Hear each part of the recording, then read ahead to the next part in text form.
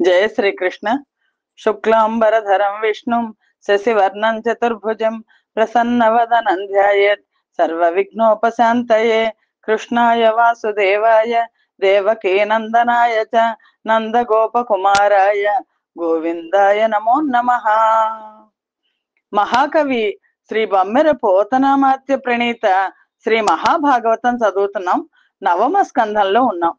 నైమిసారణ్యంలో సౌనకాది మహర్షులకు సూత మహాముని భాగవత గాథలను తెలియజేస్తున్నారు. పరీక్షిన్ మహారాజుకు సుఖ మహర్షి భాగవత గాథలను తెలియజేస్తున్నారు. హరిశ్చంద్రుని యొక్క వృత్తాంతాన్ని తెలిపి హరిశ్చంద్రునికి రోహితుడు అనే కుమారుడు జన్మించాడు. ఆ రోహితునికి హరితుడు అనే కుమారుడు జన్మించాడు. హరితునికి చెంపుడు అనేవాడు జన్మించాడు. అతను తన పేరుతో చంపా నగరాన్ని నిర్మించాడు. ఈ చెంపునికి సుదేవుడు అనే కుమారుడు జన్మించాడు. సుదేవునికి విజయుడు అనే కుమారుడు జన్మించాడు. ఆ విజయునికి రురుకుడు అనే కుమారుడు. ఆ రురుకునికి వృకుడు అనే కుమారుడు. ఆ వృకునికి బాహుకుడు అనే కుమారుడు జన్మించారు అని ఆ ఇక్ష్వాకు వంశానుక్రమాన్ని చెప్తూ సగర చక్రవర్తి కథను, భాగవత గాథను తెలియచేస్తున్నారు సుఖ మహర్షి. సగర చక్రవర్తి కథ. సగరుడు ఎలా జన్మించాడు అనే దానికి, దండించి పగవారు తన భూమి చేకొన్న నంగనలును దాను నడివికేగి అడవిలో ముసలయ్య అతడు సచ్చిన నాతనే భార్య తాననుగమింప గదియుచో నా స్త్రీకి గర్భంబు కలుగుట యౌర్వమునీశ్వరుడాత్మ నెరిగి వారించనంతన వనజాక్ష సవతులు సూలు నిండారిన చూడచాల కర్ధి నన్నంబు గుడుచుతో నందు గలిపి విషము వెట్టిరి పెట్టిన విరిసి పడక గరముతో కూడా సగరుడు ఘనుడు పుట్టి వర యశ స్ఫూర్తితో చక్రవర్తి అయ్యే. ఆ రోజుల్లో కూడా ఈర్ష్యాద్వేషాలు చాలా ఎక్కువ ఉండేవి. ఈ బాహుకుడు, వృకుడి యొక్క కుమారుడు బాహుకుడు పరిపాలన చేస్తున్నప్పుడు అతని శత్రువులందరూ దండెత్తారు. ఆ దండెత్తి బాహుకుడి యొక్క రాజ్యాన్ని ఆక్రమించేసుకున్నారు. దాంతో బాహుకుడు తన భార్యలతో పాటు అడవులకు వెళ్ళిపోయాడు. అడవులు పాలైపోయి వెళ్ళిపోయి అక్కడే వృద్ధుడైపోయి అక్కడ చనిపోయాడు. ఆయనకి, ఆ బాహుకుడికి అనేక మంది భార్యలు ఉన్నారు. ఈ భార్యలు సహగమనం చేద్దామని అనుకున్నారు. అయితే అందులో ఆయన భార్యల్లో ఒక భార్య, ఆవిడ గర్భవతి. ఆ తెలుసుకున్న అక్కడ ఔర్వ మహాముని ఆవిడ ఆపు చేసేశారు. అమ్మ తల్లి, నువ్వు గర్భవతివి, నువ్వు సహగమనం చెయ్యొద్దు, నీకు మంచి పిల్లాడు పుట్టబోతున్నాడు అని చెప్పారు. అని చెప్తే ఆవిడ సహగమనం చేయలేదు. మొత్తానికి ఎవరూ సహగమనం చేయలేదు. అయిపోయింది, కార్యక్రమం అయిపోయింది. ఆవిడకి నెలలు నిండాయి. ఈ సవతులందరికీ కూడా, అయ్యో మాకెవరికి కూడా గర్భం రాలేదు, పిల్లలు పుట్టట్లేదు, ఈవిడికి గర్భం వచ్చింది అని ఆ కోపంతో ఏం చేశారంటే అన్నంలో విషం కలిపేసి ఆవిడికి పెట్టేశారు. అంటే గర్భం అంతా కూడా స్రావం అయిపోవాలి అని. అయితే అది తినేసింది ఆవిడ. తిన్నప్పటికీ కూడా ఆవిడకి ఏమీ జరగలేదు. ఆ విషంతో సహా సగరుడు, అంటే విషంతో కలిసిన వాడు సగరుడు అనే కుమారుడు జన్మించాడు. సగరుడు అనే పేరు అందుకని వచ్చింది, విషంతో పాటు పుట్టినవాడు.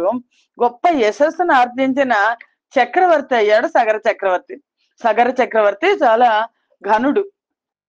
చెండ స్ఫూర్తిన తండు తండ్రి పగకై సంగ్రామ రంగంబులన్ జెండెన్ హైహయ బర్బరాదుల వధించెన్ దాళ జంఘాదులన్ ముండీభూతులుగా నిరంబరులుగా మూర్తుల్ సభీభత్సులై యుండం చేసే నిజారులన్ సగర నార్మోర్వి విభుండల్పుడే.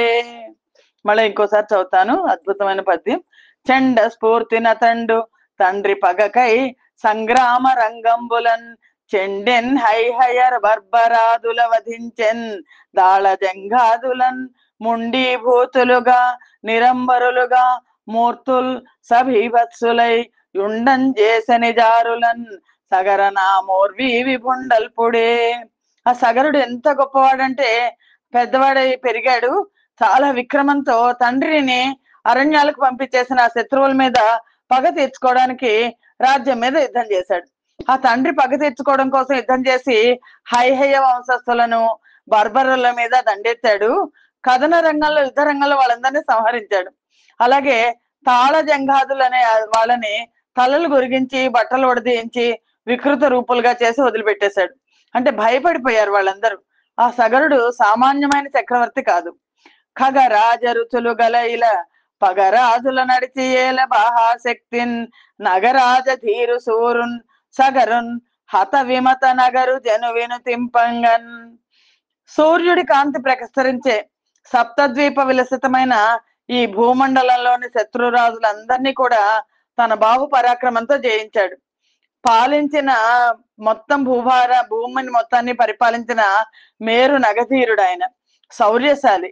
సగరుడు చాలా ప్రశంసార్హుడు కదా అని పరీక్షన్ మహారాజుకు చెప్పి ఇంకా చెప్తున్నారు సుఖ మహర్షి. ఔర్వుండు సెప్పంగ నమర వేదాత్మకు హరినీషు నమృతు ననంతు గూర్చి వాజి మేధంబులు వసుధేశ్వరుడు చేసే నందొక్క మఖమున హయము విడువ నగభేదికెనుపోయి నాగలోకంబున కపిలుని చేరువ గట్టి తొలగే నంత గుర్రముగాన కారాదు తన పుత్ర నివహంబు దిశలను నెమక పంప వారు నెల 7 దీవుల వరుస వెదకి మఖ తురంగంబు లేకున్న మగుడి రాక ప్రాభవంబున దోర్దండ బలము మెరసి వృత్తి కోరాడి త్రవ్విరి కుతలమెల్లా. ఔర్వ మహర్షి సగరుడు జన్మించడానికి కారకుడు. ఆ ఔర్వ మహర్షి ఆదేశానుసారం సగర చక్రవర్తి వేదాత్మకుడు, హరి, జగన్నాయకుడు, మహాదేవుడు, అనంతుడు అయిన ఆ శ్రీ మహావిష్ణు ప్రీత్యర్థం అశ్వమేధ యాగాలు అనేకం చేశాడు.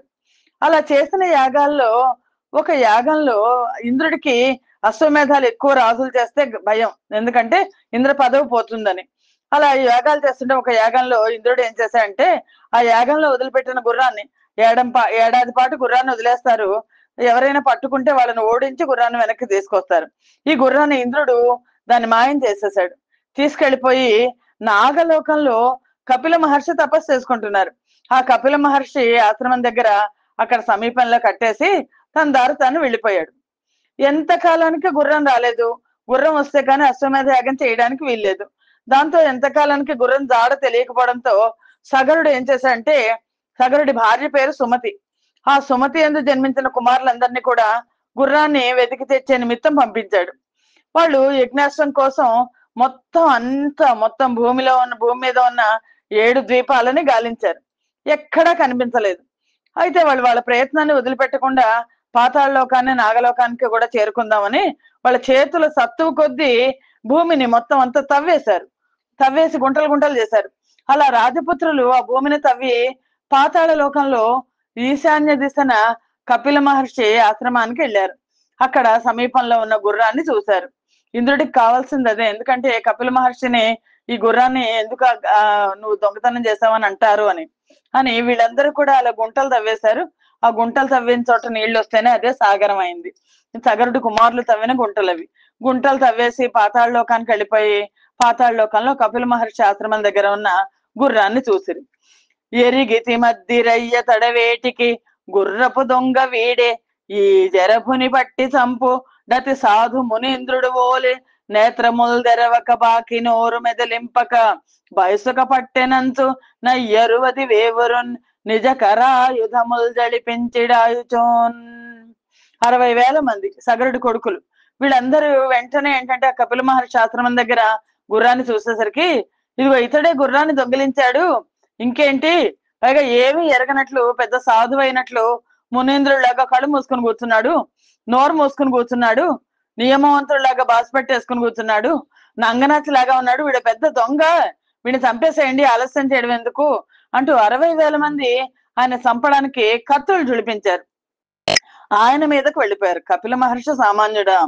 కపిలుడు నేత్రములు తెరవగా తమ మేనుల మంట బుట్టి తారపగత ధైర్యులై పడి యహంకరణంబున మూఢ చిత్తులై నృపసుతులందరున్ ధరణి నీరై రాక్షణమంద సాధులం తపసులగాసి బెట్టడి మదస్ఫురితాత్ములు నిల్వ నేర్తురే. ఆ క్షణంలో ఎప్పుడైతే వీళ్ళు 60,000 మంది కత్తులు తీశారో ఆ క్షణంలో కపిల మహర్షి కళ్ళు తెరిచారు. ఆ కళ్ళు తెరిచి ఆ చూపు పడేసరికి మొత్తం ఈ సగరుడి యొక్క 60,000 మంది కొడుకులకి శరీరాల్లో మంటలు పుట్టేసాయి. వాళ్ళ మూర్ఖత్వం, వాళ్ళ గర్వం వాళ్ళ చేత అంత పనికి నెట్టుకున్నట్టు చేసింది. ఆ క్షణంలో వాళ్ళు కాలిపోయారు. కాలిపోయి బూడిద రాసులు అయిపోయి రాసులు రాసులు కుప్పలు కుప్పలుగా అయిపోయారు. అంతే కదా, ఒళ్ళు కొవ్వెక్కి సాధువుల్ని తాపసుల్ని ఇబ్బంది పెట్టేవాళ్ళు భూమి మీద అకాలంగా చెల్లిపోకుండా ఎలా ఉంటారు? కొందరు కపిలుని కోపానలంబున మ్రందిరి సగర కుమారులనుతూ నందు రాముని శాంతుడు ఆనందమయమూర్తి తొడరి కోపించునే దువ్వనేల గాక జన్మించునే గగన స్థలంబున నే సాంఖ్య మతమున నిర్ధమతులు భవ సముద్రము మృత్యు భయమును లంఘింతు రాబుద్ధి చేయు పరాత్మభూతు డఖిల బోధకుడతని నరసి చూడ సకుల మిత్రులనెవ్వరు సగరసుతులు దాముదమ చేయు నేరమీ తనువులందు నన్నల కీలలు ఉట్టి నీరైరిగాన. ఎప్పుడైతే కపిల మహర్షి చూశారో, కపిలుడు పరమాత్మ అంశ కదా, అదొక అవతారం, కపిల అవతారం. ఆయన చూశారో మొత్తం అంతా మాడిపోయేసరికి ఇది తెలిసిన వాళ్ళు కొంతమంది సగరుని కుమారులందరూ కూడా కపిల మహర్షి కోపానికి ఆహుతైపోయారు అంటారు. కానీ అసలు ఆ ముని పరమశాంతుడు, ఆనందమూర్తి, ఆయన కోపం రావడం ఏంటి? దుమ్ము ధూళి భూమి మీద పుడతాయి కానీ ఆకాశంలోంచి పుడతాయా? సాంఖ్యాన్ని అవలంబించే జ్ఞానమూర్తులు సంసార సముద్రాన్ని మృత్యు భయాన్ని అవలీలగా దాటిపోతారు కదా. ఆ చింతనలో ఉండే ఆ కపిల మహర్షికి, ఆ పరమాత్మకు, ఆ పరాత్మ సభూతునికి, ఆ జ్ఞానబోధనకి అయిన వాళ్ళెవరు, కాని వాళ్ళెవరు? సగరుని కుమారులు వాళ్ళంతటి వాళ్ళు చేసుకున్నది. ఎందుకంటే కర్తులు తీశారు, ఆ పాపం చాలు వాళ్ళు మాడిపోవడానికి. తమంతు తాముగా చేసుకున్న దాని ఫలితంగా వాళ్ళ శరీరంలో మంటలు చెలగెలిగి ఆహుతైపోయారు తప్ప ఇందులో కపిల మహర్షిని అనాల్సింది ఏమీ లేదు సుమా అని అందరూ, మొత్తం ఋషులు మహర్షులు అందరూ అనుకున్నారు. సగరుడి మరో భార్య కేసిని. ఆవిడికి సగరుడి 60,000 మంది కొడుకులు, సుమతికి పుట్టిన 60,000 మంది కొడుకులు ఇలా మరణించారు. సగరుడికి ఇంకో భార్య సగర చక్రవర్తికి కేసిని. ఆవిడకు అసమంజసుడు అనే కుమారుడు జన్మించాడు. అతను పూర్వజన్మలో యోగేశ్వరుడు, కానీ ఈ జన్మలో యోగ్యమైన గుణాలు లేకుండా సంఘ దోషం, స్నేహంలో తప్పు దోషం వల్ల యోగ భ్రష్టుడు అయిపోయాడు. ఇప్పుడు ఈ కేసిని సగర్లకు జన్మించాడు. పూర్వజన్మలో సంభవించిన ఘటనలన్నీ జ్ఞాపకం ఉండడం వల్ల మళ్ళా బంధాల్లో చిక్కుకోకుండా కన్నవారి పట్ల ఇతరుల పట్లనేమి దురుసుగా ప్రవర్తిస్తూ అల్లరి చిల్లరగా తిరుగుతుండేవాడు. ఏంటంటే నేను చాలా దుర్మార్గుడిని, నేను దుష్టుణ్ణి, నాకెవరికి సంబంధం లేదు అన్నట్టు తిరుగుతున్నాడు. ఎందుకని నిజానికి జ్ఞాని, పెద్ద యోగి. ఎవరికి అతనంటే పడేది కాదు. వరుసన అయోధ్యలోన గల వాడల నాడెడు పిన్నవాండ్రా నా సరయువులోన వైచి జన సంఘము దండ్రియు తిట్టుచుండ వాడురుమతి గొన్ని ప్రొద్దులకు యోగ బలంబున చేసి బాలురన్ తిరిగి పురంబులోనికి లోపలికి తెచ్చిన నివ్వెర గంధిరందరున్. వీడు చాలా దుర్మార్గుల పనులన్నీ చేసేవాడు. ఒకసారి ఈ అంశుమంతుడు అయోధ్యలో తనతో ఉన్న ఆడుకునే పిల్లలందరినీ సరయూ నదిలోకి తోసేశాడు. పిల్లల తల్లిదండ్రులు, కన్నతండ్రి సగరుడు అన్ని విధాలుగా తిట్టిపోశారు. కన్నతండ్రి అవునా అంటే నువ్వు ఈ రాజ్యంలో ఉండడానికి వీల్లేదు, వెళ్ళిపో అన్నాడు. కొన్ని దినాలకు యోగ బలం కారణంగా అతని బుద్ధిలో మార్పు వచ్చింది. ఈ సరయూ నదిలోకి తోసేసిన పిల్లలందరినీ తిరిగి బతికించి అయోధ్యలోకి తీసుకొచ్చేశాడు. జనం అంతా ఆశ్చర్యపోయాడు. ఈ అసమంజసుడు రాజ్యాన్ని వదిలిపెట్టి, సగరుడు వెళ్ళిపోమన్నాడు కదా, రాజ్యాన్ని వదిలిపెట్టి వెళ్ళిపోయి తపస్సు చేసుకోవడానికి వెళ్ళిపోయాడు. ఆ అసమంజసుడి కొడుకు అంశుమంతుడు. అంశుమంతుడు చాలా యోగ్యుడు. తాత సగరుడు చెప్పిన పనులన్నీ చక్కబెడుతూ ఉండేవాడు.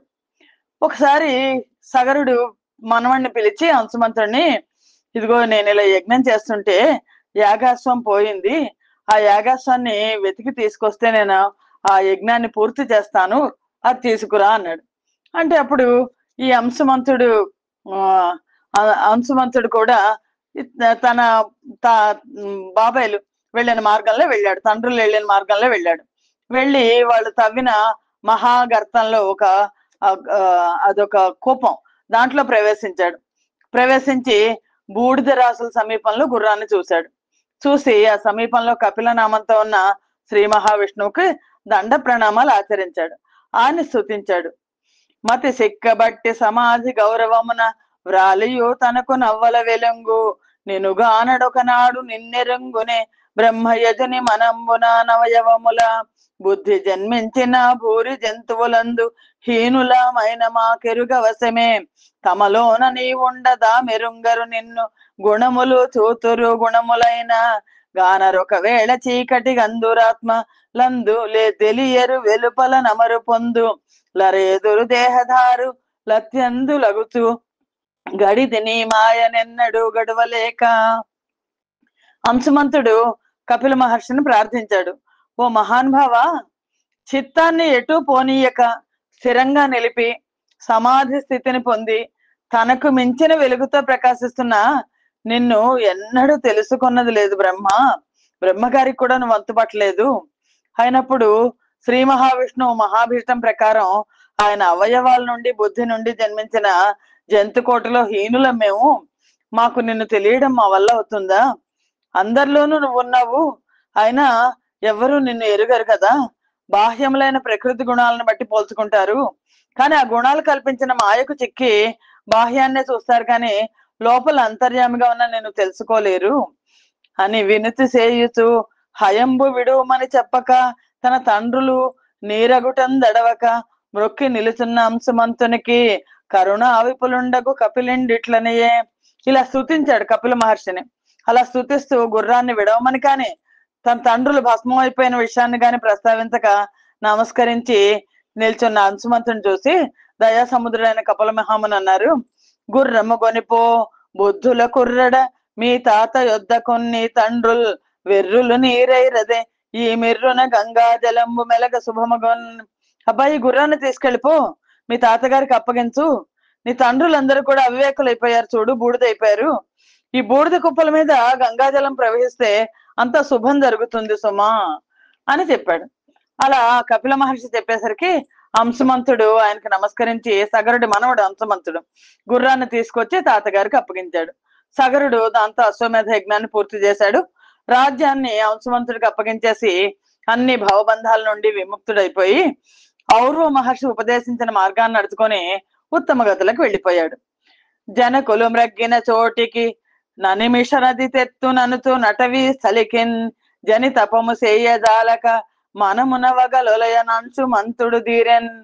అంశుమంతుడికి కపిల మహర్షి చెప్పారు కదా, గంగాజలం కనుక ప్రవహిస్తే, అప్పుడు ఆ గంగాజలం ప్రవహిస్తే నీ తండ్రులందరికీ ముక్తి వస్తుంది అని. అందుకని అంశుమంతుడు తండ్రులు భస్మం అయిపోయిన చోటికి దేవనది గంగానదిని తీసుకొస్తాను అని అనుకుని తపస్సు చేయడానికి అడవి దారి పట్టాడు. కానీ తపస్సు చేయలేక మనోవ్యధలకు చిక్కి కాలం తీరి తనువు చాలించాడు. అతని కొడుకు దిలీపుడు భూతలమున గంగ తెచ్చి పొందించుటకై ప్రీతిందపంబు సేయుచు భాతిక తేలేక కాల పరవశుడయ్యన్. ఈ అంశుమంతుడు మరణించాడు. కొడుకు దిలీపుడు కూడా నేను కూడా ఎలాగైనా ఆకాశ గంగను భూమార్గం పట్టించాలి అనే పట్టుదలతో తపస్సు చేశాడు. కానీ ఆ పని చేయలేక ఆయన కూడా కడతేరిపోయాడు. భగీరథుడు వచ్చాడు. భగీరథ ప్రయత్నం అంటాం మనం ఈ ఘట్టాన్ని. అతని సుతుండు భగీరథుడు అతి తపమునరించి కనియన్ అమృతాపాంగన్ సుతరంగన్ ముఖవనరుహ రథ భృంగన్ శివ జటాగ్ర రంగన్ గంగన్. ఆ దిలీపుడు కుమారుడు భగీరథుడు. ఈ భగీరథుడు ఘోరమైన తపస్సు చేశాడు. కడకన్నుల్లో దయామృతాన్ని నింపుకున్నది, ఉప్పొంగి అలలతో ఉన్నది. ముఖ పద్మం మీద తుమ్మెదల బారులు వంటి ముంగురులతో శివుని జటాజీటంలో నాట్యం చేస్తున్న ఆ గంగను దర్శించాడు. కానీ అక్కడ చూసి నమస్కరిస్తే గంగాదేవి చాలా దయతో ఏదైనా వరం కోరుకో అని అడిగింది. అప్పుడు ఆ రాకుమారుడు భగీరథుడు ఇలా అన్నాడు, మా వారి భస్మరాసుల నీ వారింగలిపి కొనుము నెరి మావారల్ నీ వారి గలయ నాకము మా వారికి గలుగొనిది ప్రమాణము తల్లి. అద్భుతం. మా వారి భస్మరాసుల నీ వారింగలిపి కొనుము నెరి మావారల్ నీ వారి గలయ నాకము మా వారికి గలుగు నిధి ప్రమాణము తల్లి. ఓ తల్లి, ఓ గంగామాత, మా వాళ్ళందరూ కూడా భస్మరాసులే పడి ఉన్నారు. వాళ్ళని నీ పావనమైన జలధారలతో ముంచెత్తితే వాళ్ళు నీ నీట కలిసి స్వర్గాన్ని పొందుతారు. ఇది యథార్థం. చెల్లెన్మది నిన్ను భజింతు గంగన్ పుల్ల అంతరంగన్ బహుపుణ్య సంగన్ గల్లోల లక్ష్మీ జితకాశ మల్లిన్ తల్లిన్ సుధీ కల్పలతామ తల్లిన్ అని స్తుతించాడు. అమ్మా, పెద్ద మనస్సు గలదానివి, సకల పుణ్యాలకు ఆట పట్టైన దానివి, ఎగసెగసి పడే నీ ప్రవాహంలో రాజహంసలు విహరిస్తాయి. విద్వాంసుల పాలిట కల్పలతవు నువ్వు, మాతృస్థానీయురాలవు అయిన నిన్ను నా మదిలో ఎప్పుడు ధ్యానిస్తూ ఉంటాను నేను అని అలా వినుతలు చేస్తూ అలా స్తుతిస్తున్న భగీరథంతో ఆ లోకాలకు పావనత్వాన్ని అబ్బించే గంగామాత ఇలా అంది. విను వీధింబరదెంచి నేలబడన వేగంబు నున్నిల్ప నోపిన వాడెవ్వడు మేదిని తలమునే భేదించి పాతాళమున్ జనుదున్ వచ్చి తినేని నా జలములన్ సుస్నాతులై మానవుల్ నను బొందించు నగవ్రజం బెసట నేనాశంబు బొందించదన్. నాయన, ఒకవేళ నీ మనో ప్రకారం ఆకాశం నుంచి నేను నేలకు దిగొస్తాననుకో, కానీ నా వేగాన్ని ఆపగల వాళ్ళు ఎవరు? భూమిని ఛేదించి నేను పాతాళానికి వెళ్ళిపోతాను. అదే కాక భూలోకంలోని జనులందరూ నాలో స్నానం చేసి తమ పాపాలను నాకు అంట కడతారు. వాటిని నేనెక్కడ ఎలా వదిలించుకోవాలి అని చెప్పింది ఆవిడ. ఈ కారణాల వల్ల ఎలాగా అని ఆలోచిస్తున్నాను అని లోకమాత గంగాదేవి అనేసరికి ఆ రాకుమారుడు ఇలా అన్నాడు. పరతత్వజ్ఞులు శాంత చిత్తులు ఆర్యుల్ ఘనుల్ పురుష శ్రేష్ఠులు వచ్చి తల్లి భవదంభోగాహముల్ సేయగా నర సంఘాగము నిన్ను బొందునే జగన్నాథుండు నానాగ సంహరుడా విష్ణుడు వారి చిత్తముల దానయ్యుంట మందాకిని. అమ్మా తల్లి, ఇప్పుడు వీళ్ళందరూ నరులందరూ వచ్చి నాలో స్నానం చేస్తే ఆ పాపాలన్నీ నాకు వస్తాయి, నేనేం చెయ్యాలి అని అంటుంది. అమ్మా మందాకిని, అమ్మా పాపాలు అంటుతాయని కదా మీరు అంటున్నారు. పరతత్వ స్వరూపం తెలిసిన వేదాంతులు, శాంతత్వాన్ని నిలుపుకున్న మహామనీషులు, తపోధనులు, గౌరవార్జులైన మహానుభావులు ఎందరో నీ జలాలలో స్నానమాడతారు. అప్పుడు సాధారణ జనుల పాపాలు నిన్ను ఎలా ఎందుకు అంటుతాయి తల్లి? ఎలాగంటావా? జగన్నాథుడు సకల పాపాలను హరింప సమర్థుడైన శ్రీ మహావిష్ణువు వారి మనసుల్లో తానే స్థిరంగా కొలువున్నాడు కదా తల్లి. ఓ గంగామాత, నీకు పాపాలు అంటవు. ఎందుకంటే నీ లోపల మహర్షులు, తపోధనులు, గౌరవార్జులు, మహానుభావులు స్నానం చేస్తారు కదా. మనకు కుంభమేళ జరిగినప్పుడు లక్షల మంది మహర్షులు వచ్చి స్నానం చేశారు ఈ గంగా నదిలో అని మహావిష్ణువు వాళ్ళ మనసులో ఉన్నాడు. అందుకని నీకు అసలు ఏ పాపాలు అంటావు తల్లి. తనలో నిన్ని జంగంబులున్ గలుగుటన్ దానిన్నిటం గల్గుటన్ జననీ తంతువులందు జీరగల యా చందంబునన్ విశ్వభావనుడై యొప్పు శివుండుగాక మరి నీ వారిని నివారింప నేర్చిన వారెవ్వరు నిందరించు కొరకై శ్రీకంఠునిన్ కొల్చెదన్. అమ్మ, ఇంకో మాట నవ్వు. నేను ఆకాశం నుంచి కిందకి పడితే స్వర్గలోకం నుంచి నన్ను పట్టుకునే వాళ్ళు ఎవరు అన్నావు. అమ్మ, నీ వేగాన్ని ఆపగల వాళ్ళు ఎవరు? అయితే నాదొక మాట మన్నించు తల్లి. దారాల్లో వస్త్రం ఉన్నట్లుగా ఈ సకల భువనాలను కల్పించి అన్నిట్లోనూ తానే ఉన్న ఆ విశ్వభావండైన ఆ పరమేశ్వరుడు తప్ప ఈ ప్రవాహ వేగానికి అడ్డుకట్ట కలవాళ్ళు ఎవరు? అడ్డుకట్ట వేయగల వాళ్ళు ఎవరు? ఇంకెవరున్నారు? కాబట్టి దానికోసం నేను ఆ పరమేశ్వరుడిని ప్రార్థిస్తాను అని మనవి చేసి ఆవిడ దగ్గర సెలవు తీసుకొని భగీరథుడు శివుడి గురించి తపస్సు చేయడం ప్రారంభించాడు. అందుకనే భగీరథ ప్రయత్నం అంటారు. అంటే ముందర గంగాదేవి కోసం ప్రార్థించి ఆ తపస్సు చేసి ఆవిడని ప్రత్యక్షం చేసుకుని ఆవిడకున్న అనుమానాలన్నీ తీర్చి అప్పుడు శివుడి గురించి ప్రార్థన చేయడం మొదలెట్టాడు.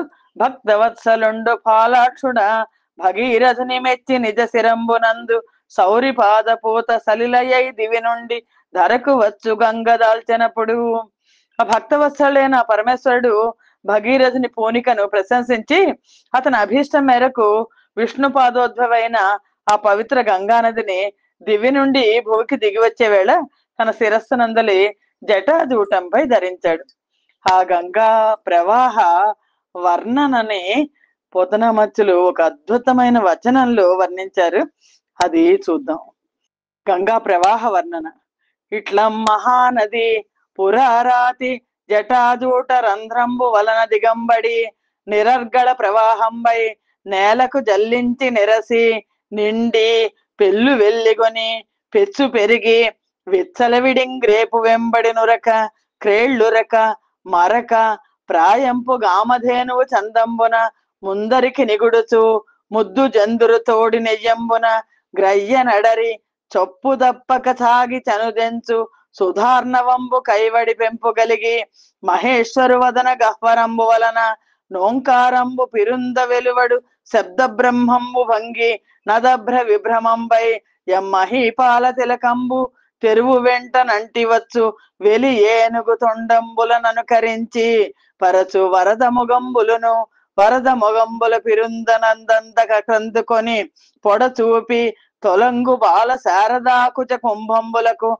నగ్గలంబైన బుగ్గలను పుగ్గల సంగడంబునం బారిజాత కుసుమ తబకంబుల చెలువంబులన్ దెగడు వెలినురువుల చెంగట నర్ధోన్మీలిత కర్పూర తరు కిసలయంబులు జగేలి కొనుసుళ్ళును సుళ్ళ కెలంకుల ధవళ జలధర రేఖాకారంబులు బాగుమెచ్చని నిడుద ఏరులును నేరులంగలసి వాయువశంబున దొండొంటిందాకి బిట్టుమిట్టించి మీది కెగయు దురిత భంగంబులైన భంగంబులును భంగమ్ముల కొనల భిన్న భిన్నంబులై కుప్పించి యుప్పరం బెగసి ముత్తియంపు సరుల వడుపున మల్లికాదామంబుల తెరంగున కర్పూర ఖండ కదంబంబుల చెలువంబున నిందు శకలంబున తేజంబున దారకానికరంబుల పొలుపున మెరియుచు ముక్తి కన్యా వశీకరంబులైన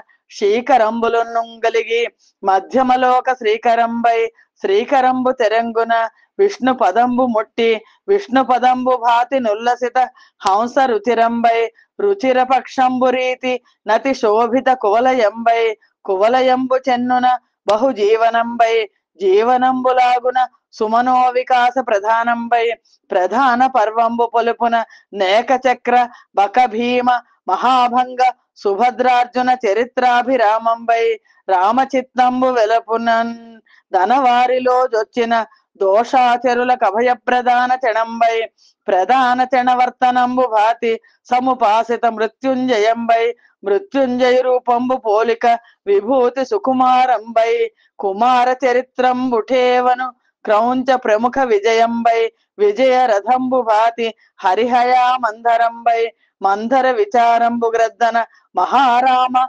గిరివన ప్రవేశ కామంబై కామకేతనంబు పెల్లున నుద్దీపిత మకర కేతను బాణంబు కైవడి విలీన పరవాహిని కలిత శంబరారాతి చిగురు గుంతంబు సూడి నధ్వగ వేదనా శమనంబై శమన దండంబు జాడన్ నిమ్నోన్నత సమవృత్తంబై వృత్త శాస్త్రంబు విధంబున వడిగలిగి సదా గురులఘు వాక్యచ్చట పరిగణితంబై గణిత శాస్త్రంబు కొలదిని ఘన మూల వర్గమూల సంకలిత భిన్న మిశ్ర ప్రకీర్ణ ఖాత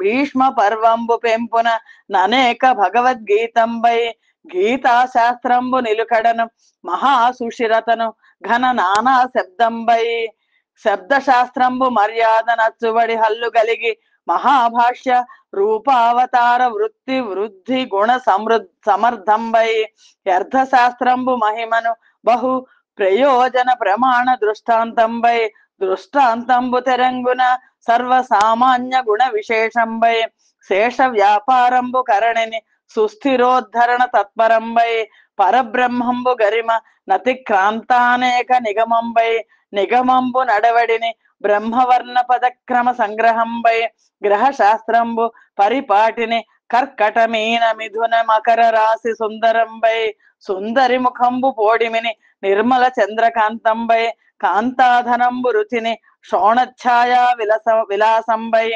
విలాసవతి కొప్పు నొప్పున కృష్ణ నాగాధికంబై యధికమతి శాస్త్ర సంవాదంబు సంపున నపార సరస్వతి విజయ విభ్రమవతి చనుదోయి పగిది నిరంతర పయోవ్యాప్తాఖిల లోక జీవన ప్రద తుంగభద్రాతి రేఖా సలలితంబై లలితవతి నగవు మించు నపహసిత చంద్రభాగధేయంబై భాగధేయవంతుని వివాహంబు లీల మహామేఖల కన్యకా విస్తారంబై తారకెంగేలి యొడికంబున నాక్రాంత సూర్యతనయు శరవర్షంబు పోలిక భీమరథ్యాటోపవారణంబై వారణంబు పరుసునన్ పుష్కరోన్నత సంరంభంబై రంభనెమ్మూము డాలున సుర సాతిశయ దశంబై దశరథ తనయు బొమముడి చాట్పున సింధు గర్వ ప్రభంజనంబై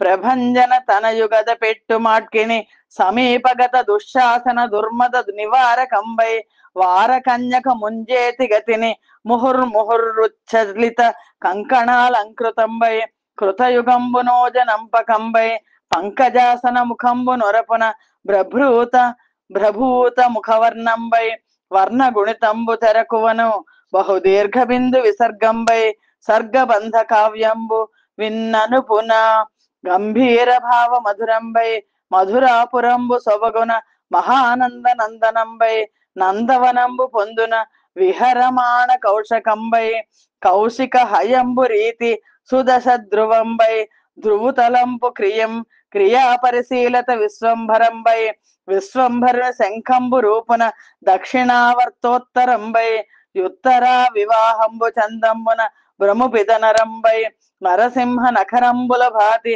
నాశ్రిత ప్రహ్లాద గురు విభవ ప్రధానంబై దాన కాండంబు సిరింగ్ గామధేను కల్పలతాద్యభినవంబై నవసూతికా కుచంబు పేర్మిని నిరంతర పయోవర్ధనంబై ధనదు నిలయంబు తూనికను సంవృత మకర పద్మ మహాపద్మ కచ్చపంబై కచ్చప కర్పూరంబు బలిమిని పతిత శైల సముద్ధరంబై ధరణీధరంబు సాటి నుత్తుంగ తట ముఖ్యంబై ముఖ్య వరాహంబు గరిమనున్నత క్షమంబై క్షమాసుర హస్తంబు గరగరికను సత్పవిత్ర మనోభిరామంబై రామచంద్రు బాణంబు కడింది నభ్యాగత ఖరదూషణ మదాపహరణ ముఖరంబై ముఖర రామ కుఠారంబు రీతిని భూభృన్మూల భేదన ప్రబలంబై బలరామ హలంబు భాతిని ప్రతికూల సన్నికర్షణ ప్రబుద్ధంబై బుద్ధదేవుని మేనియొరపున నభియాతి రక్షోదార మనోహరంబై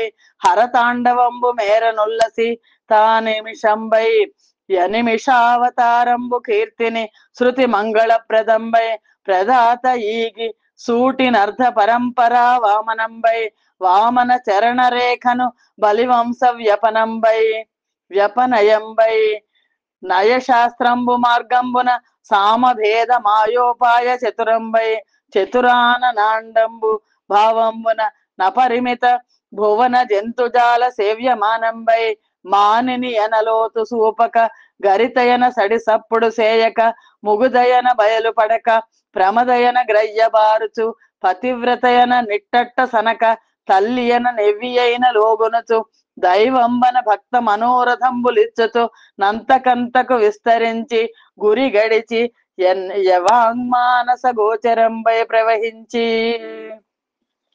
ఒక అద్భుతమైన వచనంలో పోతనామాత్యులు ఈ గంగా ప్రవాహాన్ని వర్ణించారు. ఆ గంగామాత భగీరథుడు తపస్సు చేశాడు, గంగామాతను రమ్మన్నాడు, శివుడి కోసం తపస్సు చేశాడు, పరమేశ్వరుడు ఒప్పుకున్నాడు గంగను పట్టుకోవడానికి. అప్పుడు ఆ గంగామాత ప్రవహిస్తోందట. ఎలా ప్రవహిస్తోంది ఆ ప్రవాహం? అలా మహాప్రవాహం పరమేశ్వర జటాజూట నుంచి ఒక అడ్డు అంటూ లేకుండా భూమికి అవతరించింది. ఆవిడ నిండుగా పెద్ద వరద రూపంలో వచ్చేసింది. ఉరవళ్ళు పరవళ్లతో కామధేనువు తన తొలిచోలు కోడిదూడ చెంగనాలు వేస్తూ పరిగెడుతుంటే దాని వెంట వెంటే ఉరుకుతున్నట్టు ముందుకు సాగుతోంది ఆవిడ.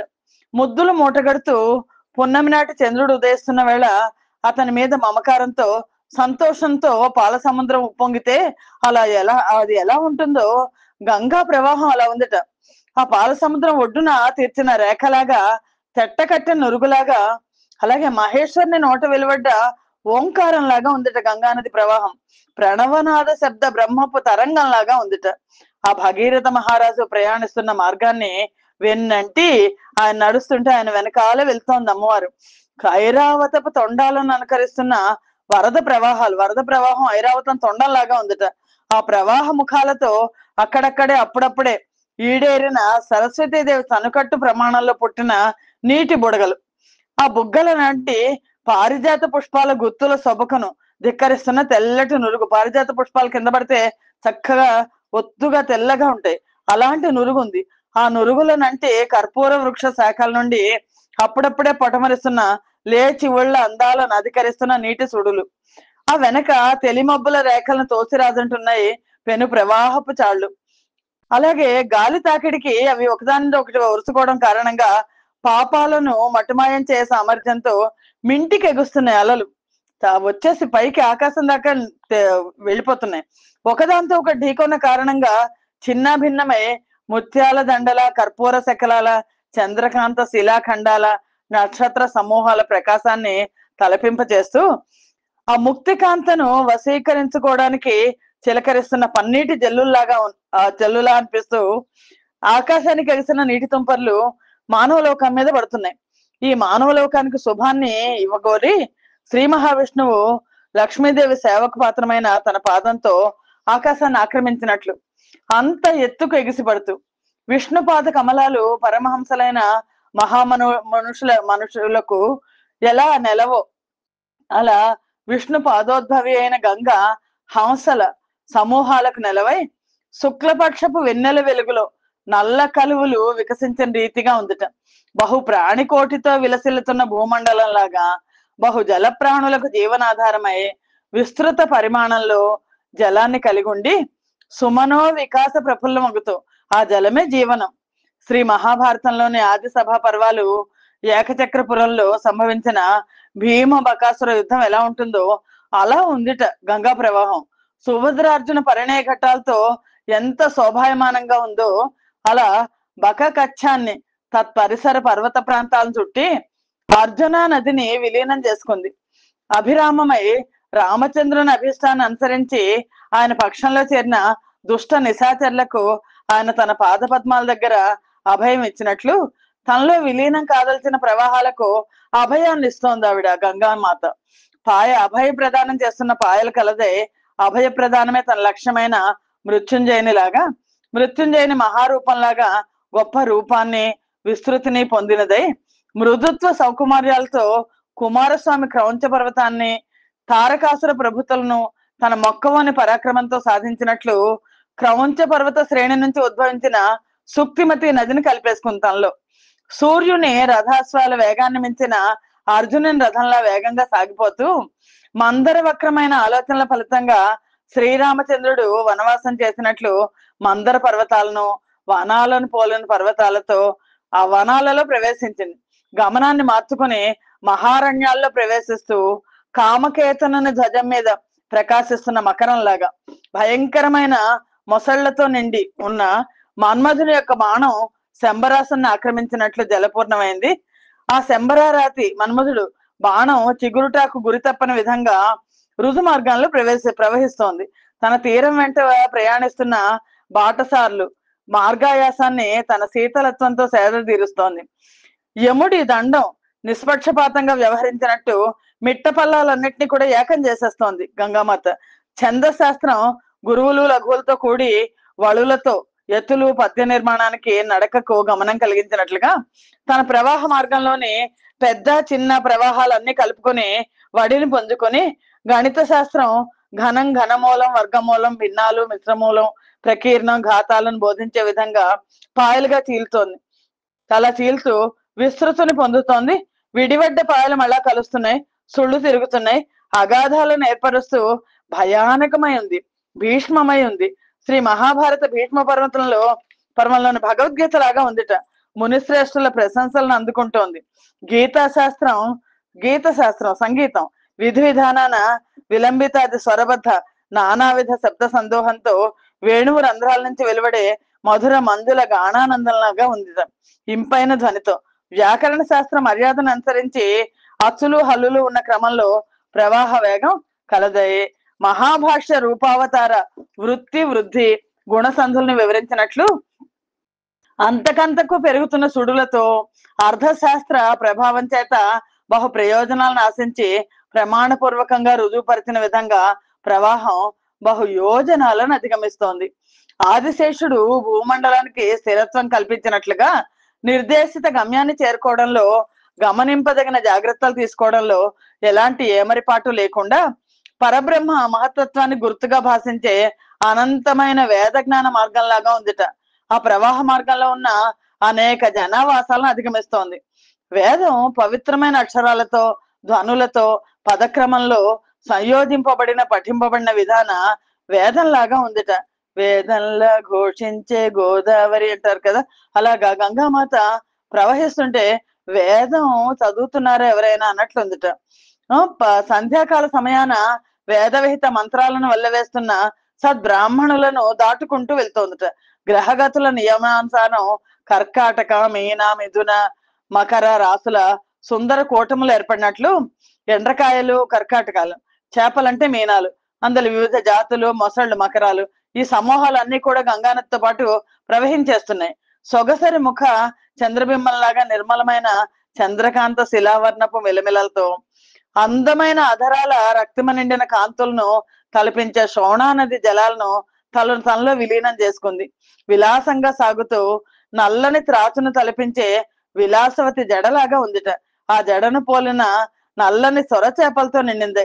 జడలాగా ఉన్నవి సొర చేపలు, నల్లని సొర చేపలు అన్ని కూడా ఈ గంగా నదిలో ఉన్నాయి. ఆ వాటితో పాటు నిండిందే ప్రవహిస్తోంది. జ్ఞాన దీప్తితో నడిచే పండిత గోష్ఠుల్లో పాండిత్యంతో, దానికి తగిన భాషా పటిమతో వక్త విజయం సాధించినట్లు, వికాసం పొందినట్లు ఈ గంగా ప్రవాహం ఉంది. సరస్వతి నదిని విలీనం చేసేసుకుంది. అతిశయంతో మరింత వేగాన్ని పుంజుకుంది. చాలా విభ్రమాన్ని సంతరించుకొని తరుణి రసపూర్ణమైన చనుదోయలాగా సర్వకాల సర్వావస్థల యందు జలపూర్ణమై సకల జీవులకు జీవనాధారమైన జలాలను సమకూర్చే తుంగభద్ర నది వేగాన్ని సైతం అతిక్రమించింది. చంద్రుని వెన్నెలను పరిహసించే సుదతి చిరునవ్వులాగా చంద్రభాగా నది జలాలను పరిహసిస్తూ బంగారు వడ్డాణాలు ధరించిన కన్యలు కలకల్లాడుతూ కలిగి తిరుగుతున్న భాగ్యవంతులైన వాని వివాహ వైభోగ సంరంభంలాగా సముద్ర మేఖలైన భూమి మీద విస్తరిస్తూ తార ముంజయిని గ్రహించిన సుగ్రీవుడి లాగా సూర్యతనయ అయిన యమునా నదిని ఆక్రమించి సూర్యతనయుడైన కర్ణుని బాణాలు భీముని అడ్డగించినట్లు భీమరథి నది ఆటోపాన్ని అరికట్టి తనలో కలిపేసుకుంది. మగ ఏనుగు వారణం సాంగత్యంలో సంతోషాన్ని అతిశయం అబ్బిన ఆడ ఏనుగులాగా, అంటే వరుణ నది వాసి నది కలుస్తాయి కదా, ఆ వరుణ పుష్కర నదులను విలీనం చేసేసుకొని రంభ అందమైన ముఖ లావణ్యంలాగా మధుర జలపూర్ణమై శ్రీరామచంద్రుని ముడిపడ్డ భృగుటి సముద్రుడి గర్వాన్ని అంచినట్టు జలాధిక్యం చేత హోరు పెడుతూ సింధు నది గర్వ ప్రభంజనమైన ఆ భీముని గదాఘాతం తను సమీపించిన దుశాసుడిని పీచ మంచినట్లు తనలో మునిగి తేలుతున్న వాళ్ళ పాప పంకిలాన్ని క్షాళనం చేస్తూ వేశ్య కన్యక ముంజేతి కదలికల వల్ల మాటి మాటికి చెలిస్తూ మందులు ధ్వానం చేస్తున్న గాజుల గలగల్లాగా పర్యాయ క్రమంలో ఎగసెగసి పడుతున్న అలల నీటి తుంపుర్లతో పాపరహితమైన కృతయుగ పాతివ్రత్యం లాగా మున్ముందుకు సాగుతోంది ఆ గంగామాత. బురదతో మలినం కాక స్వచ్ఛమై బ్రహ్మముఖం నుండి వెలువడ్డ ఓంకారం లాగా ఉంది. సుడులు తిరుగుతూ అక్షరాభ్యసన క్రమంలోని దీర్ఘము బిందువు విసర్గల్లాగా ప్రవాహ ఉపరితలాన పెద్ద పెద్ద అలలు జనింపగా వ్యాకోచాన్ని పొందుతోంది. మళ్ళా అంతలో విడిపోతోంది. సర్గబంధం అనే రసవంతమైన కావ్యగమనంలాగా గంభీరంగా భావమాధుర్య స్పర్శ కలదై నందనందనకి ఉనికి వలన మధురానగరం శోభించినట్లు నిండారిన సంతోషంతో విష్ణు పాదోద్భవి అయి నందనోద్యానవనంలో ఇంద్రుని విహరణ వలె విహరణ గలదై, ఇంద్రుని ఉచ్చైశ్రవంలాగా తెల్లని ప్రవాహం గలదై, ధ్రువుడు ఆకాశంలో నక్షత్ర రూపంలో ఉండి భూమండలాన్ని పరిశీలిస్తున్నట్టు తన పవిత్ర జలాలతో భూమిని తడుపుతూ ఆ శ్రీ మహావిష్ణువు యొక్క పాంచజన్య దక్షిణావర్త సుడులు తిరుగుతూ ఉత్తరాభిముఖమై ఉత్తరాభిమన్యుల పరిణయ వేడుక నరులకు సంతోషం కలిగించినట్లు లోకులందరికీ సంతోషం కలిగిస్తూ నరసింహుని ఆ నృసింహస్వామిని వాడి గోళ్ల గీటులు తను ఆశ్రయించిన ప్రహ్లాదుడి మనోభీష్టాన్ని ఈడేర్చే నిమిత్తం హిరణ్యకశిపుని మట్టి పెట్టడంలో, తద్వారా దానవుల పాప చరిత్రను మోయించడంలో వైభవాన్ని సంతరించుకున్న విధంగా గంగా నది ప్రవహిస్తోంది. అత్యధిక జలపూర్ణమై దానకాండంలో కామధేనువు కల్పవృక్షాల్లాగా నిత్య నూతనమైన పరంపరాభివృద్ధి కలిగి పచ్చి బాలింతరాలైన యువతి స్థనాలు స్తన్యంతో ఎలా సమృద్ధ పూర్ణమై ఉంటాయో అలా నిరంతర జలవృద్ధి కలిగి పూర్ణమై కుబేరుని రాజధాని ఏలకాపురి మకర పద్మ మహాపద్మ కచ్చపాది నవనిధులు రత్నమాణిక్యాలతో అలరాడుతున్న విధంగా మకరాలు పద్మ మహాపద్మాది జలచరాలు తాబేళ్లు కచ్చపాలు కలిగినదై ఆది కూర్మం ఒరిగిపోనున్న మందరను వసుంధరను నిలిపినట్లు తన తీరాన గల మహావృక్షాలు కుదుళ్ల కోకటి వేళ్ల బలిమితో జారిపోతున్న పర్వత శిలలను పడిపోకుండా ఆపుతోంది. పర్వతాలంత సమున్నతమైన తీరాలు గలదే. ఆదివరాహం భూమిని భరించిన విధాన సమస్తాన్ని భరింపగల సామర్థ్యం కలదే. నిరంతరము దర్భలు ధరించిన బ్రాహ్మణుడి హస్తంలాగా పవిత్రతను సంతరించుకొని సుమనస్కుల మనస్సులను రంజింపజేస్తూ శ్రీరామచంద్రుని బాణ ప్రతాపం ఖరదూషణాది రాక్షసుల గర్వాన్ని అంచినట్టు తనను చేరవచ్చిన వెడల్పు తక్కువ వడెక్కువ అయిన వాగులను వంకలను విలీనం చేసేసుకుంటూ పరశురాముడి గండ్రగొడ్డలి క్షత్రియులను రూపుమాపిన విధంగా అడ్డుగా నిలిచిన మట్టి కొండలను మూలమట్టుగా కొళ్ళగిస్తోంది గంగా ప్రవాహం. బలరాముని నాగలి శత్రువులను నిర్మూలించిన విధాన తీరాలను కోసేస్తోంది, విస్తృతిని పొందుతోంది. బుద్ధదేవుని మేనిమెరుపు విరోధులైన రాక్షసుల భార్యలను మోహింపచేసిన పద్ధతిలో తనతో పోటీ పడుతున్న చిన్న పెద్ద ప్రవాహాలను ఉదార బుద్ధితో తనతో కలిపేసుకుంటోంది. పరమేశ్వరుని తాండవం దేవతా శ్రేణికి సంతోషాన్ని కలిగించిన విధంగా అనిమిషములైన మత్స్య సంపదలతో అలరారుతూ ఆ శ్రీ మహావిష్ణువు మత్స్యావతారి చరితను వేదాలు శుభావహంగా కీర్తించిన విధానంగా మధుర మంజుల ధ్వానంతో ఈవి కలిగిన దాత దానం వల్ల గ్రహీత అమిత సౌభాగ్య సంపదను పొందినట్లు సంపద అవామనంపై కామితార్థాలను ప్రసాదించే సుదీర్ఘమైన ప్రవాహం గలదే. బలిని వామనుడు పదవీ భ్రష్టుని చేసినట్లు తీరాన గల వెదురు పొదలన్నింటినీ నిర్మూలిస్తోంది గంగా ప్రవాహం. సామభేద మాయోపాయ విలసితమైన నీతి శాస్త్ర విధాన ఒక చోట వృద్ధి చెందుతోంది, ఇంకో చోట చీలికలు వస్తోంది, ఇంకో చోట కృషిస్తోంది, ఇంకో చోట ఒడ్డుల కంట వరుసుకుంటూ ప్రవహిస్తోంది. బ్రహ్మ తన భావన మాత్రం చేత బ్రహ్మాండ మందలి నిఖిల జీవకోటిని సంరక్షించిన విధాన తనలోని సకల జల జంతు కోటికి ఆశ్రయం ఇచ్చిందై గంగామాత తన అంతరంగాన్ని బయల్పడనీయనట్లు తన లోతు ఎంతో తెలియనీయంత అగాధమై గరిత తన గడసరితనాన్ని వెలువరించక నెమ్మదిగా ఉన్నట్లు నింపాది అయిన గమనంతో ముగ్ధ అతిశయాన్ని ప్రదర్శించనట్లు తన ఉనికిని బయలుపరచకుండా ప్రమద నడవడికను పోలి పతివ్రత శీలంలాగా రుజుగమనంతో కన్నతల్లి బిడ్డల ఆగడాన్ని భరించినట్లు సమస్తాన్ని భరిస్తూ దైవం భక్తకోటి మనోరథాలను ఈడేర్చినట్టు లక్ష్యాన్ని చేరుకునే దిశగా ఇదిగో ప్రవాహం ఇలా సాగుతోంది సుమా. మాటలలో చెప్పడానికి కుదరని విధంగా గంగా నది ప్రవహిస్తోంది అని ఒక అద్భుతమైన వచనంలో పోతనామాత్యులు మనకిచ్చారు. అందుకనే పోతనామాత్యుల్ని మహాకవిగా మనం అనుకుంటాం. ఓం శ్రీ కృష్ణాయ నమః అని జగతి నాధురథంబు పజ్జ బహుదేశంబుల్ వడిందాటి తత్సగరక్ష్మాప కుమార భస్మముల మీదన్ ముంచి పారన్ మరున్నగరావాసము వారు పొందిరి నవీన స్త్రీలతో గంగ నీరు గతింగాక మహాదురంత సుజన ద్రోహానలం వారునే. ఈ భగీరథుడు నడుస్తుంటే వెనక గంగామాత అలా ప్రవహించి భగీరథుడు రథం వెనక వచ్చి అత్యంత వేగంతో అనేక దేశాలను దాటి ఆ సగర రాజకుమారుల భస్మరాసులను ముంచెత్తింది. ఎప్పుడైతే ఆ గంగా ప్రవాహం ఆ స్వర్గలోకంలో ఉన్న గంగ, అందుకనే ఆవిడ్ని త్రిపథగామిని అన్నారు. స్వర్గలోకం, మానవలోకం, పాతాళలోకం 3 లోకాల్లోనూ ప్రవహించింది. అలా గంగా ప్రవాహం వచ్చేసరికి వాళ్ళందరూ కూడా, ఈ సగరుని కుమారులందరూ కూడా కొత్త వైభవంతో స్వర్గానికి చేరుకున్నారు. అంతేకాకుండా గంగా జలం వల్ల కాక సుజనుల పట్ల చేసిన మహాదురంతమైన పాపాగ్ని ఇంకెలా చల్లారుతుంది? హరు మెప్పించి మహాతపోనియతుడై యాకాశ గంగా నదిన్ ధరకుందెచ్చి తంత కీర్తిలతిక స్తంభంబుగా నవ్య సుస్థిర లీలం వితృకృత్య మంతయును నర్చన్ వారిత అనేక దుస్తర వంశవ్యధుడా భగీరథుడు నిత్య శ్రీకరుండల్పుడే. పరమేశ్వరుని మెప్పించి గంగాదేవిని ముందు మెప్పించాడు, తర్వాత పరమేశ్వరుని మెప్పించాడు. మహా తపోదీక్షతో ఆ ఆకాశ గంగా నదిని భూమి మీదకి తెచ్చి తన కీర్తిలతకు ఆధారకల్పంగా సుస్థిరమైన దీక్షతో పితృకార్యాన్ని సమగ్రంగా నిర్వహించి వంశానికి పట్టిన అపకీర్తిని బాపినవాడు భగీరథుడు. ఆయన నిత్య శుభ సంపన్నుడు కాక సామాన్యుడు కాదు కదా. హరి దమ మనమునలో నిడి హరిపాదాంభోజ జనితమైన నదిన్ సుస్థిరులై గృంకి మునీంద్రులు హరి గలిసిరి త్రిగుణ రహితులయ్యవేళన్. హరిని తన మా మనస్సుల్లో సుస్థిరంగా నిలుపుకొని హరి పాద పద్మాల నుంచి జన్మించిన ఆ పావన గంగా నదిలో స్నానమాడి మునీంద్రులందరూ సత్వ రజస్తమో గుణ రహితులై ఆ సమయంలో శ్రీహరిని చేరుకున్నారు. ఆ భగీరథుడు, ఇది భగీరథ ప్రయత్నం అంటారు. గంగానదిని భూమికి తీసుకొచ్చి, భూమి నుంచి పాతాళానికి తీసుకొచ్చి తన తండ్రులకు తాతలందరికీ కూడా ముక్తిని ప్రసాదింప చేసిన వాడు, పట్టు వదలని దీక్షతో ప్రయత్నం చేసిన వాడు. ఈ గంగా ప్రవాహ ఘట్టాన్ని ఎవరు చదువుతారో వారికి వారి జీవితంలో ఏదైనా సాధించదలుచుకుంటే ఆటంకాలన్నీ కూడా పోతాయి అని ఫలశ్రుతి.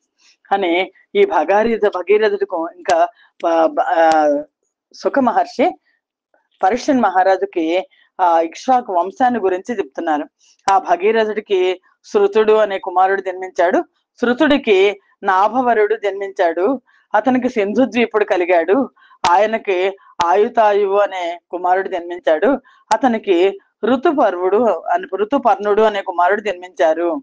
అని ఆ ఋతుపర్ణుడు నయ విశాల బుద్ధి నల చక్రవర్తితో సంగడీని తనము చాలా చేసి యక్ష హృదయం అతనికి అభ్యస్తముగనిచ్చి యశ్వ విద్య నేర్చెనతని వలన. ఈ ఋతుపర్ణుడు నీతి శాస్త్ర విద్యలో ఘనుడు. నల చక్రవర్తితో స్నేహం చేసి అతనికి పాచికలాటలోని మెళకువలన్నీ నేర్పించి అతని దగ్గర నుండి అశ్వ విద్యను నేర్చుకున్నాడు. అని ఆ తర్వాత సుఖ మహర్షి పరీక్షన్ మహారాజుకి కల్మాషపాదన వృత్తాంతం చెప్తున్నారు. ఈ ఘట్టం, ఈ సంచిక ఇక్కడితో ఆప్ చేద్దాం. స్వస్తి ప్రజాభ్య పరిపాలయంతాం న్యాయేన మార్గేణ మహిమహేషః. గోబ్రాహ్మణేభ్య శుభమస్తు నిత్యం. లోకా సమస్తా సుఖినో భవంతు. సర్వం శ్రీకృష్ణార్పణమస్తు. యదక్షర పదభ్రష్టం మాత్రహీనంతే యద్భవేత్ తత్సర్వం క్షమ్యతాం దేవ. నారాయణ నమోస్తుతే. శ్రీమన్నారాయణ నమోస్తుతే. జయ శ్రీకృష్ణ.